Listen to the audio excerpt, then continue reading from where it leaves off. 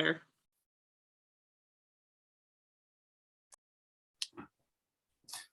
All right, great. All right, so Yeah, looks like we have some, there's only a handful of people on here instead of the one 3 screen. pages. That's, you know, I more know. the merrier, but anyway, do you So want to we'll go just right start to? with approving Yep. the minutes? Okay, Motion to approve. Second, all in favor by name? Yes, Juanita Carnes. yes, Margaret Duty. Yes, Stan Stremko.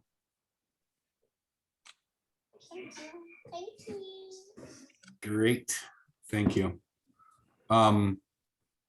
We move to the part of public participation. So we're going to do the 15 minutes, 3 minutes per person.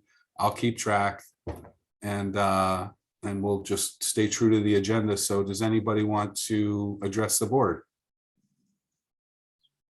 Hands up or not? Here's Jessica, you're on mute. So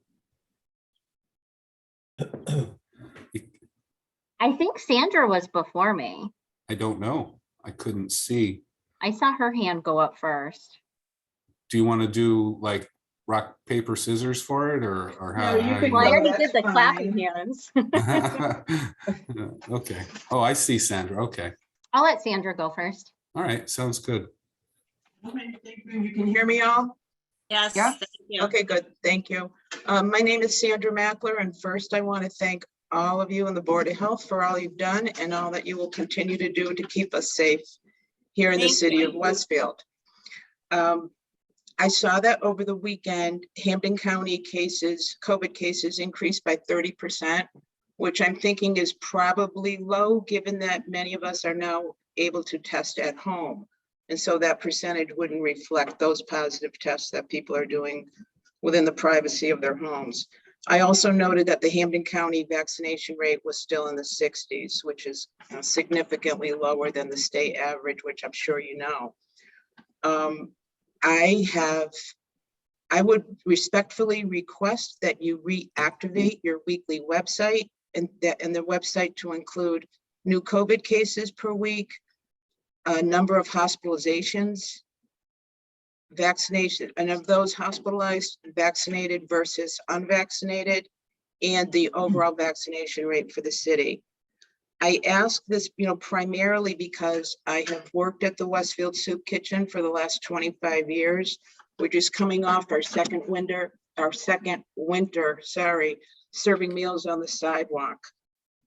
Well, we've managed to stay open. When I tell you it's not the same, it's not anything close to being the way it was. And our clients, and actually sometimes I think it's the volunteers even more than the clients, really want to go back to the way it was. People really miss everything that we were able to do when people were inside, hanging out, interacting with each other. But my feeling is that without additional information that is specific to the city of Westfield and not just Hampden County, it's difficult to know what the best way is to proceed. And keeping in mind that a lot of our volunteer groups are in their 80s. And when people come to me and ask for my opinion as to whether we can go back to the old days, I'm really at a loss to offer an opinion. I know what we all want to do, but whether it's the right thing to do is, it's not clear to me. And if we had that additional information coming from you folks, I think that would be really helpful. So thank you.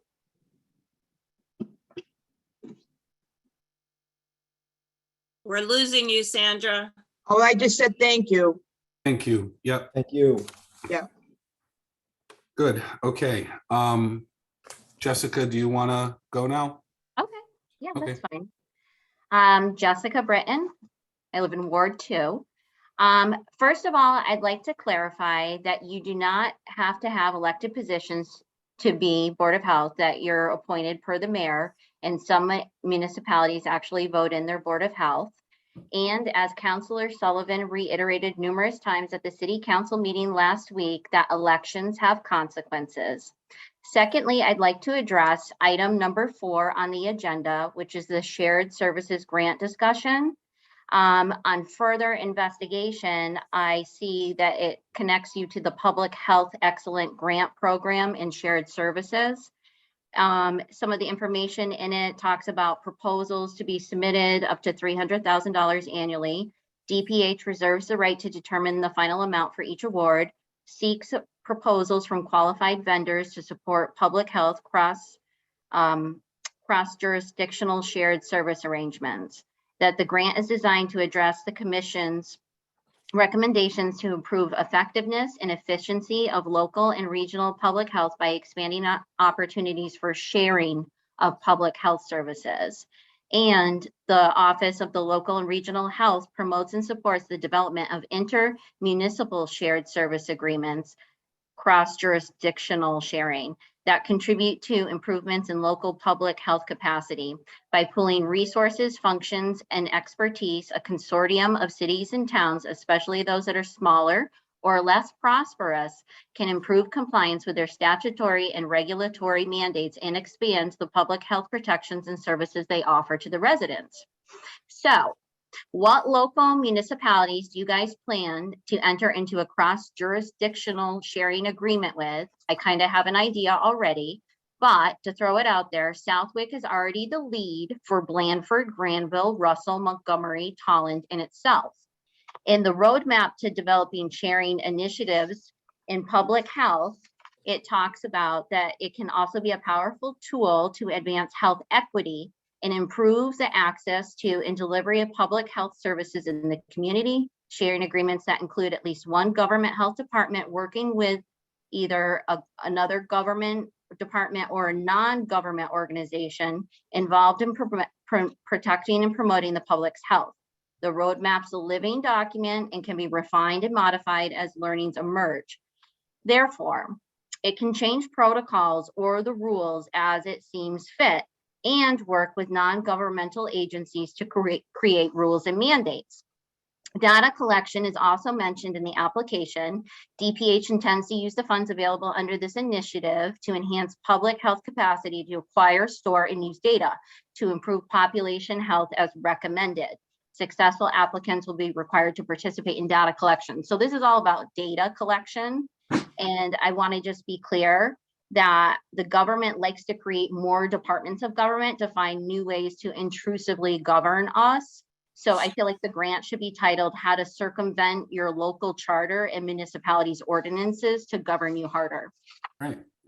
Great. That's 3 minutes. Thank you. You're welcome. Anybody else would like to address the board? Yes, please. Can you hear me? Yeah, go ahead. Okay, thank you. I am outside. But I just wanted to, first of all, thank you for all the work that you guys do. And I wanted to let you know that the minutes technically are supposed to be done within 30 days of the previous meeting, according to state law. So that if a meeting is canceled, you need to, I believe you can approve them through email or some other way. You may want to look into that. The agenda item 4, I do agree with Jessica that it is basically allowing some of the local control to be moved outside of the city of Westfield. And our needs are a lot different than the needs of the people in the cities around us, cities and towns. We have specifically the water issue, but even COVID, it looks a lot different than the surrounding communities. So we have to be very careful when thinking about combining our decision-making, and I wouldn't recommend doing that. If there may be some things where collaboration is good, but be very careful what you agree to, please. I would also like to, I know it's been 2 months, but Juanita mentioned in the last meeting that your job was to filter out misinformation and make a decision based on the information that you have. But when you do that, be careful not to filter out a conversation with people. There are very specific reasons why I believe vitamin D is important. And the study that showed that it was not important, and I believe it was from Cleveland Clinic. I've read that study, and it wasn't looking at vitamin D levels. It was looking at genes for genetic markers for vitamin D deficiency. So there was no knowledge of whether or not those people actually had deficiency. They just had a genetic marker for it. In that, so that study wasn't a very strong one. And since then, there have been many studies that do show vitamin D is critical in recovery from COVID. So I would love to have a conversation with any of you, and I have emailed you guys. So I expect to get a response back. So thank you. Thank you. All right, so we do have time for one more if anybody else wants to. I think Katrina's up. Okay, Hi, thank you. Can you hear me? Yes. yes. Hi, I'm Katrina Ripka from Ward 4 in Westfield. And I just want to echo the same concern that Gabriella and Jessica mentioned about this application for this grant program for shared services. Just, I'm very wary of bigger government, and the more you centralize government and the less local control there is. And just like all the towns and cities have different demographics, different needs, different, vulnerabilities and stuff, I just think it can be dangerous when you lump too much population and too much area together. I don't know, like, the details of what this would bring if you were to enter into a shared service thing, but I'd be interested, in more information about how that would play out if this is something you're looking at, which obviously it must be. And I just also want to say that, I have a concern for just a bigger Board of Health, or however that would look. I don't know what that would look like, if that means like, one person could mandate something for all of the towns and cities in that shared services area or whatever, but those are some of the questions that I have. I don't know if you can answer those eventually. But just also want to say that I echo that same concern about just making, having more centralized control just to receive funds. I think that can be dangerous with government. And I think it's always better for the people if, control is kept more locally. So thank you. Thank you. You. All right, thank you. So let's move on, and if it pleases the chair, I would love to go to item number 4 right now and address that, because I know that if anybody on here who's expressed their concerns wants to drop off after that, that's fine. And also, I have not been able to have a conversation with the board about the premise behind the whole shared services grant. So this is why I put it up there. It is not something, well, I'll back up a little bit, and Margaret can attest to this in the time that she was with the department, is that for probably the last 20 years, the state has been trying to regionalize the boards of health, or the government, especially health departments, boards of health in the Commonwealth. And I've always resisted that. I don't like the idea, because I do subscribe to the belief that what everybody just said, and Juanita has said this in the past about specifically with COVID, what's best for Westfield may not be best for even another contiguous community. So I have never been in favor of regionalization, and I've shot that down many times. This is another effort by the state to effectively do that in one way, shape, or form. The reason why I put it on the agenda is that I wanted to let you know that Westfield was selected or being requested to be the host agency for this grant and the fiduciary agent, to which I said no. So the whole reason this is on the agenda is to let the board know that I'm not in favor of taking the lead on this whole effort. Because there's a lot of holes in it. There's a lot of you can't use the money to compensate existing municipal employees for their extra work that they're going to have to do because of this whole collaboration. So you have to hire all new people. This is not something that Westfield needs to go through right now. Now, with that said, and I've already told the powers that be, Westfield will not be the host agency.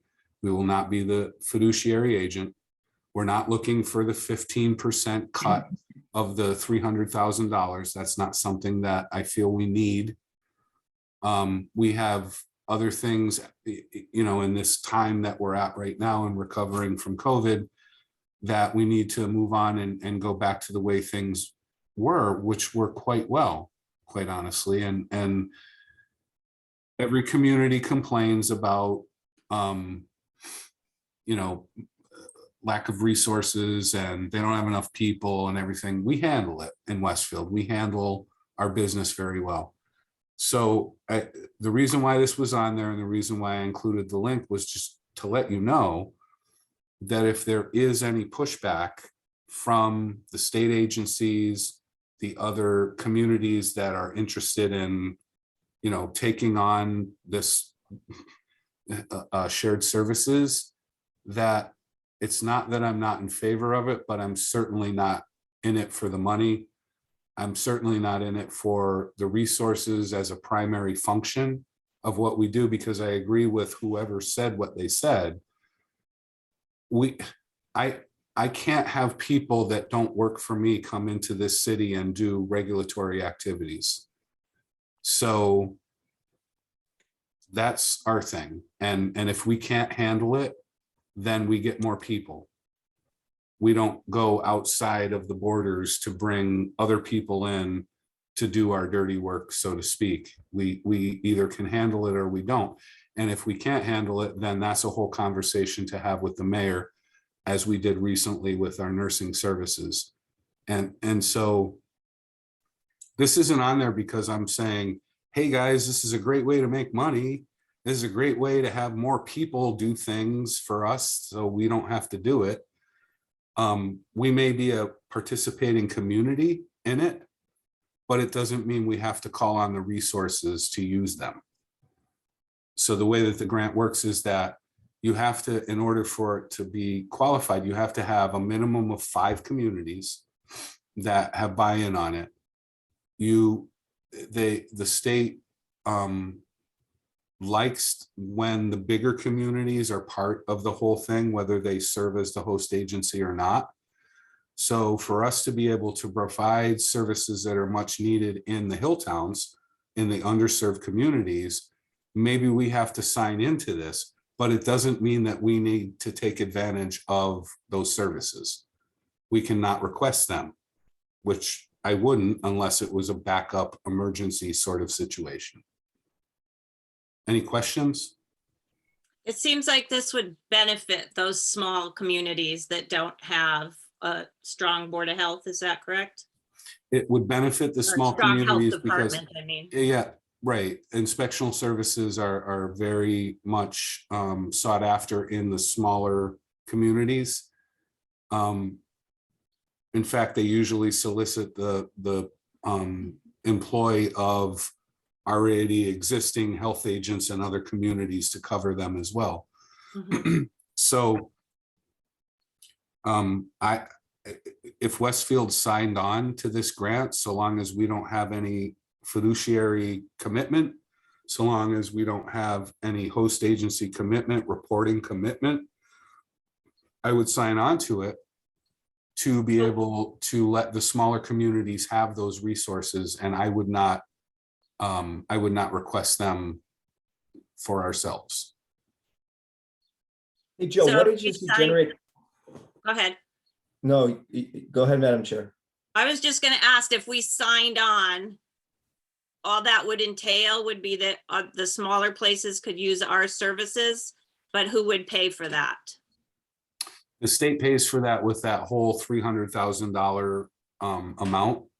So it has no effect on any day-to-day operations of our health department, as long as we're not the host agency or the fiduciary agent. So it basically would be just us saying, in theory, yes, we're gonna, sign the dotted line to say we're part of this consortium, but we're not going to call in the resources of that, whatever that grant agency is. And I'm certainly not going to be their supervisor. I have enough issues of my own. So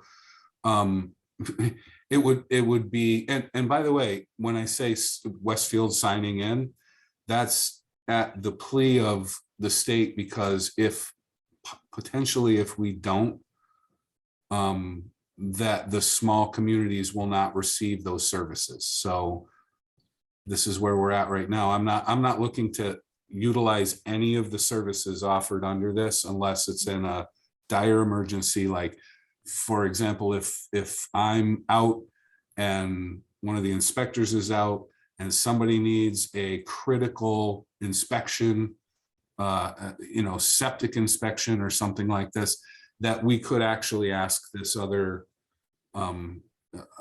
agent to do that would be duly authorized by the board.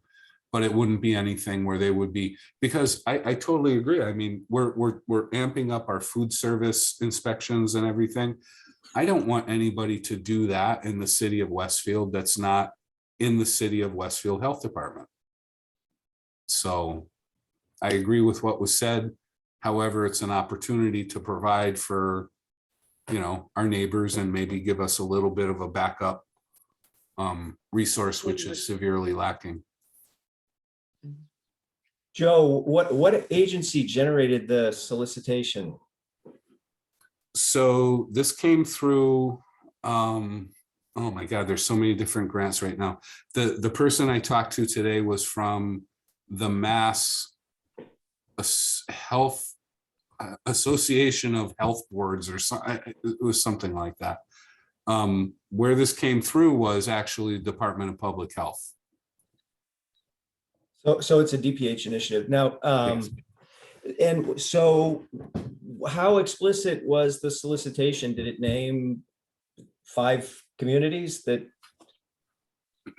No, that it proposed would share the grant? basically what it said is if you want to establish a coalition, so to speak, we will award them up to $300,000, but you have to have buy-in of a minimum of 5 communities. And even though they didn't say, I know it's unspoken that population is also a factor. So if we just had Granville, Tolland, Southwick, Russell, Montgomery, there's 5. If they were the ones that decided to apply, I don't think they would get it because there's not enough of a population. So the state is trying to, there's, of the 351 communities in the Commonwealth, there are 77 that are not currently affiliated with any sort of program, grant funded DPH program. Westfield is one of those 77, so is West Springfield, so are the small towns. So they're trying to bring us into the fold so that we can take advantage of the funding. So so if Westfield or West Springfield weren't involved in this whole group, it probably wouldn't get funded. Joe, what is the actual benefit to the Westfield Health Department? Should we join this coalition? Only that we can call for services when we need them.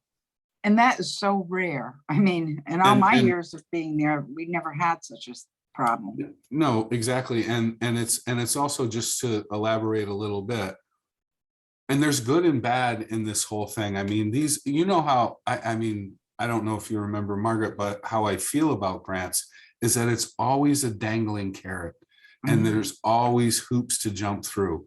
And there's reporting, and there's administrative stuff, and there's clerical stuff that go along with this, that they make it seem so enticing, but in the end, you wind up saying, I kind of wish that I never did this. So we're trying to pretend like, you know, we're not at that point yet with this. We're not going to pull the plug on it, but the advantage to the city would be, you know, just resources. It's just more resources. But and also, I guess it would be being fair to our neighbors that if we don't sign on, that they're not going to get the services that they need. That seems like extortion, though. So I agree, Joe, with your recommendation that we not sign on as a fiduciary or lead agency, but have you heard anything from some of the hill towns that you referenced with regard to this grant? Are you getting any kind of pressure from them to sign on so that they can get their cut of the 300K? Well, I think that, well, first of all, none of the small towns will be allowed to be fiduciary agents, so they can't Right. get a cut because it has to come from a larger community. But have you heard from, you know, Granville, for instance, saying, hey, we'd really like Westfield to take the lead on this so that we can get our chunk of the 300K and the attendant services? Or have there not been conversations of No, that nature? we have weekly meetings on this between a handful of communities that would be involved. And right now, the pressure is really to have Westfield be the host agency and the fiduciary agent, which just today I said no. Got it. Good job. So Joe, how much funding would, I mean, I'm talking dollars now, would the department get for being on this coalition? The city would get 15% of $300,000. Okay. So my point to that is, and this is the next step to the whole thing. Southwick already has a contract with the state for shared nursing services. There is a way to piggyback this grant onto the Southwick grant so we don't have to apply anew. But that would then mean that the Southwick Board of Health would have to approve being the fiduciary agent for both grants. There was a meeting last night. I don't know how it went. We have a call tomorrow to determine if Southwick is amenable to picking up both of the grants and administrating them. But the state is willing, even though Southwick is a town, a small town, because they already have that grant with shared nursing services, that they're willing to let the shared environmental health services piggyback on that, so we won't have to apply. So it's 15% of $300,000, to which I say to the Board of Health Selectmen in Southwick, 15% of $300,000 can go a whole lot more and farther in your town than it can in Westfield. So I'll thank you in advance for taking that, because we're not going to do it here. So they just got a new director. Would they be waiting for him to make the decision, or is it their board No, that is making? it's the that board. decision? They're pretty independent with those sorts of things, and they have a Tom Fitzgerald is still there, and he, you know, lays the groundwork very eloquently. So when we meet tomorrow, we'll find out if Southwick has accepted that responsibility. I feel like, honestly, on the record, they'd be crazy not to, because you know, that amount of money in Westfield will go almost nowhere. That amount of money in Southwick will allow them to do much more. So that was way more than I wanted to talk about that. Well, thanks for the education and thanks for the wise decision. All right. Mhm. So to everybody who's concerned about, you know, expanding government control and having non-city employees do some sort of functions that this is not going to happen. And I agree with you all, and I appreciate your comments. There is some benefit to the whole program and the whole grant, but it's not going to be funneled through Westfield. Okay, Thank you. Next, we have to go back to, item 3. all right. I didn't even really want to put this on the agenda because I felt like we were past this by now, but I think this is where it's just a brief thing. We can't go back to reporting cases. We don't have access to records of hospitalizations. I wish we did, but we don't. So what I want to do right now is just compare notes with the board and to say that from where I sit, for a long time, we were getting 30 to 40 cases a week through reported surveillance software. And we are this past week up to 77 new reported cases. So obviously there's an increase. Not representative of what's happening citywide like it used to be when we didn't have home testing, but obviously we can see there's an increase. So from where I sit, I see an increase in new confirmed cases, and we have contact tracing going on. What I wanted, and the reason why I put this on for the board is that I want to know what you see from where you sit. I mean, are we worried about hospitalizations? Are we worried about severity of symptoms? Or what's happening in your world?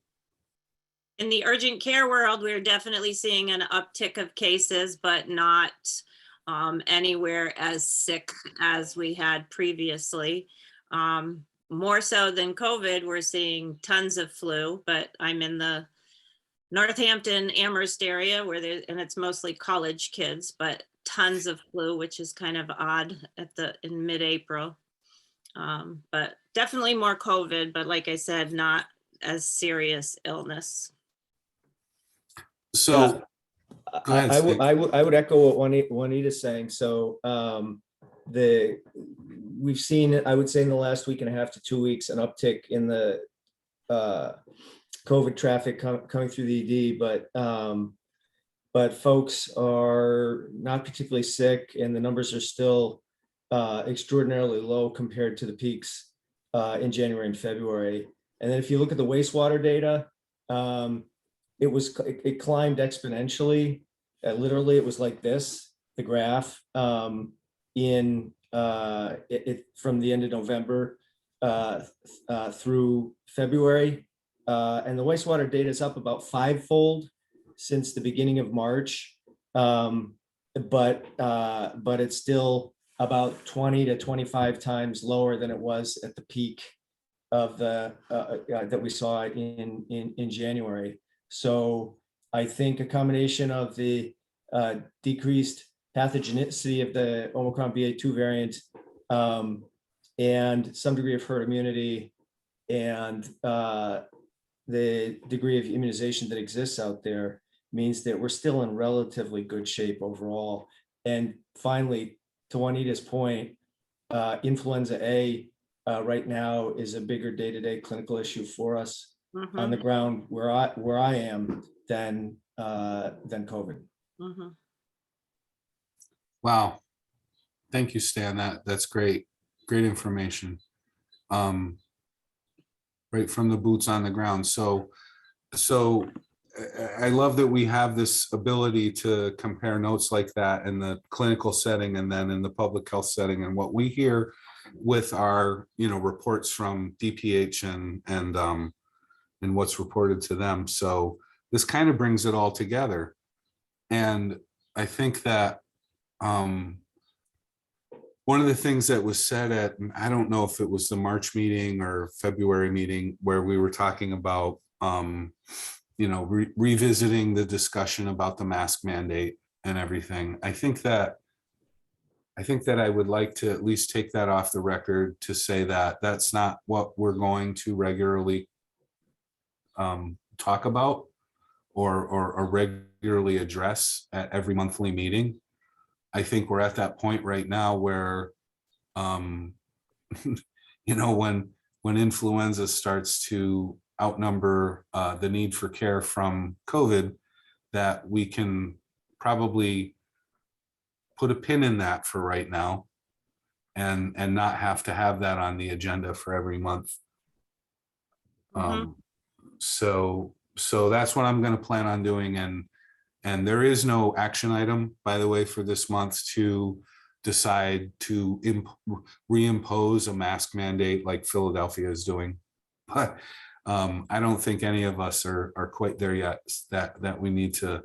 And quite honestly, even just from, you know, the listening to Dr. Fauci and the CDC, that there is not that consensus of going back to that for a whole bunch of other scientific reasons. So I think, and I appreciate the request for the reporting of new confirmed cases, but it's just, I might put something together and put it back out there, just at least for somebody, but ultimately there's not a lot of people requesting that information. So I would really plead to you that if you want to know, just call me. I don't think I need to make a big public statement about the status of COVID at this point, because I'm afraid it's just will be misleading and not accurate. And a lot of you on this call will call me out on it. So, and I'm not worried about that. I just don't want to put out bad information. So I'll tell you right now that 61% of Westfield has been fully vaccinated. And we're still stuck at that number, 61%. So does anybody else want to have any other discussion about the COVID issue? I'm good. I think we're good. I think we all know where we're headed with this. And Dr. Fauci actually explained it perfectly, but the news kind of took it a little bit of a spin, where they said, you know, up next, Dr. Fauci worried about COVID numbers increasing and people not taking it seriously, until he got on the air and he went, yes, COVID numbers are increasing, but hospitalizations and deaths are not. So Yeah, the other thing that's worth noting, Joe, just to kind of round out the discussion, is the therapeutics that are available now, that therapeutic landscape is very different from the way it looked even in just January, because now you've got Paxlovid widely available, and studies show that it reduces the risk of hospitalization or death by tenfold. And you can get that at CVS on Elm Street by prescription. So the landscape's very different now than it was back in February. And that is, to my ears, very exciting to hear. And I know this, but still we have to disseminate that. So thank you for saying that. So I'd like to move on to the next item. Bless you. Thank you.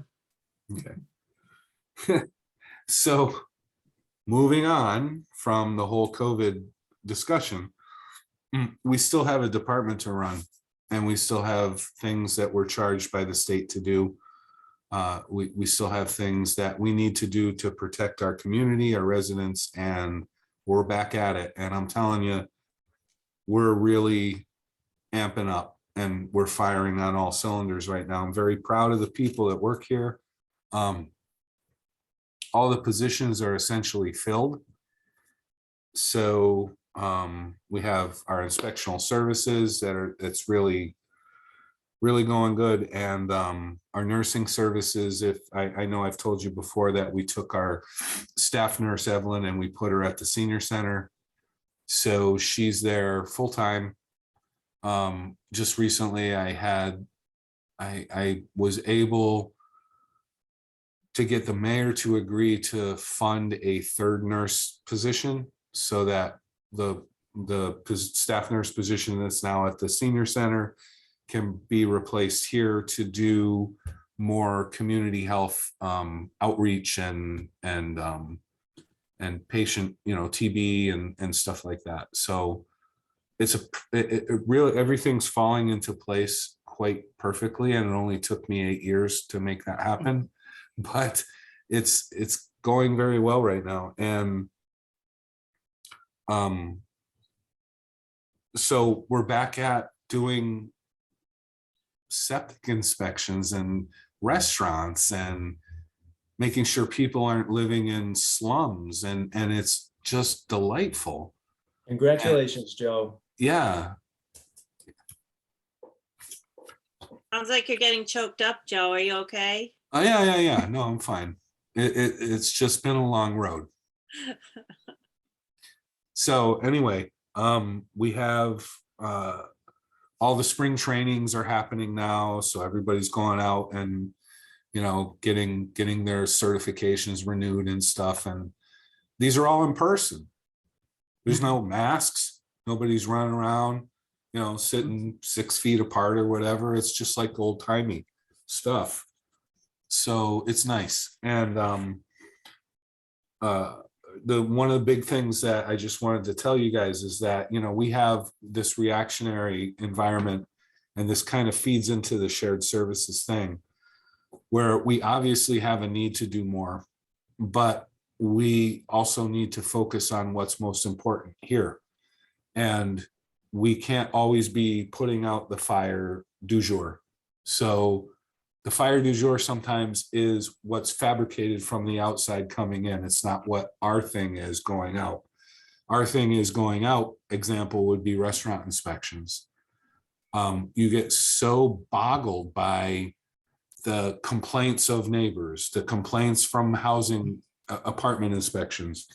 You get so sucked into that because nobody from a restaurant ever calls you and says, I need you to come and inspect my restaurant right now. But that's where people are getting sick. That's where things are going wrong. It's not in some apartment where somebody believes they have mold so they don't have to pay rent anymore. So we're regrouping all of that. We have the staff we need. It's very exciting. And future activities, as far as when we get our other nurse here full-time in July, we're going to go back to our health promotions. We're going to go back to we had a nice one with the 5210 childhood wellness promotion. We're going to have that nurse at the senior center to do that part of it. And then we're going to start getting back out into the community so we can be more proactive and less reactive. And we have ideas all over the place. Deborah and I have been working just nonstop on community health promotions, and in conjunction with Bay State, in conjunction with DPH, in conjunction with the Red Cross. It's exciting that we're going to be able to do that. So that's my update. Any questions, comments, concerns? Sounds great. All right. That's why we need to go, we need to move past, there's things that we have to do. We can't get just sucked into all of this, whatever it is. I'll probably get. Joe, where are you with the budget? Has it gone to council yet? Has Is it not. too early? We've gotten our budget hearing with the mayor went well. Oh, And by the way, to which I have to say, this mayor is phenomenal. So, we got what we asked for, but there's justification to that. And in years past, it's been looked at like a budgetary item, a line item that is, you can just cross that off and throw it away. This mayor looks at it as, what's the need for the service, for our product? Our product in the city of Westfield has one product, and it's our service. And this mayor appreciates that. So we're going to get our nurse, and we didn't get cut. I think that's what your question was. yeah. Yeah. So the last thing that I just wanted to talk about real quick is that we have currently an issue with the Medical Reserve Corps of Greater Westfield. And I hope that you all are familiar with that group. They've helped us out in the past. They're essentially like our local Red Cross. And so when we have something that's not a citywide emergency, we have a fire at an apartment complex, or we have power outages where we need to open a shelter. The Medical Reserve Corps are the first people that I call to help with that. Right now, that agency is in danger of being defunct and irrelevant. And so we're working on a way that we can find a new director for that agency that's willing to be able to preserve it as the Greater Westfield Medical Reserve Corps. The current person that's in there is at the end of his time where he's interested in being involved with it. Is that still Ed, Joe? Yes. Yeah. And we just had a meeting. Ed was responsible for creating that and for maintaining it for all these years, and he's been very, very valuable to the city. There's been times that I have called them for isolated events because the MRC can't self-deploy, where I've had to call them and they've come in and responded and set up shelters and helped people. You know, one of them was the Washington Street house fire that we had, and et cetera, things like that. So they swoop in but Ed's just, he's not able to continue to do that. So the only reason why I put that on the agenda was just to let you know, I love this organization. I want to keep this organization viable for Westfield because I've seen its effectiveness and its value in our community. And I only want to say, if you know anybody that would be willing to serve as the director of the Medical Reserve Corps, let me know, because we actually have right now, after our last meeting, we put together a request to solicit a new director of the Medical Reserve Corps because we have nobody. And if we don't get somebody, we're going to have to merge with Greater Springfield. And I don't feel like that's what's best for our community. So if you know anybody, throw it out there to your people. It's a wonderful position with only, I mean, funding is there. It's not anything that's going to make you bang your head against the wall. And plus the city, I'm on the board of that also. So. Is it a volunteer position or a paid position? You know, I believe it to be the latter. But I'm not 100% sure. Yeah, if you could find out, Joe, because that's going to be a first question for a lot of folks. Right. Yeah, you know what? We sent out an email today as a request for trying to solicit people into the role. I will forward that to you. I'll let you know what happens, and I'll get better clarification about the status of the, is it a compensated position or not? Mm-hmm. I believe it to be true that the funding is there, and they are a nonprofit, I believe 401c3. So the money's there, definitely. Yeah. So how many members are in the Reserve Corps now? 2. Oh, stop. I'm telling you, it's, I'm not even joking. If it weren't for the board, and we have a board of probably 3 or 4 members. When we have these calls, nobody shows up. You have our emergency management director, who can't be director of the MRC anymore, conflict of interest, myself. So the board's there, and then maybe one other miscellaneous member. So it's either time to revitalize the group or to move on. And so, like I said, the only reason I put that on there is so I know you guys know a lot of qualified people that care, that would maybe embrace this opportunity, and I will get you that information. Okay. Thank you. Anything else, Joe? Well, I could go on and on and on, but thank you guys really seriously. And thank you for everybody that's on here that cares to listen and contribute. And I've talked enough. Thank you, and thanks the department for all their hard work. Hopefully, we're truly winding down from COVID and moving on to other things. Anybody have anything to add before we adjourn? No, ma'am. No, Margaret? no, I'm good. Good. All right, 18:54, meeting adjourned. Good Thanks, night, everybody. everyone. Thanks, Joe. Thanks, Juanita. night. Thanks, Maggie. Thank you. Thanks, Dan.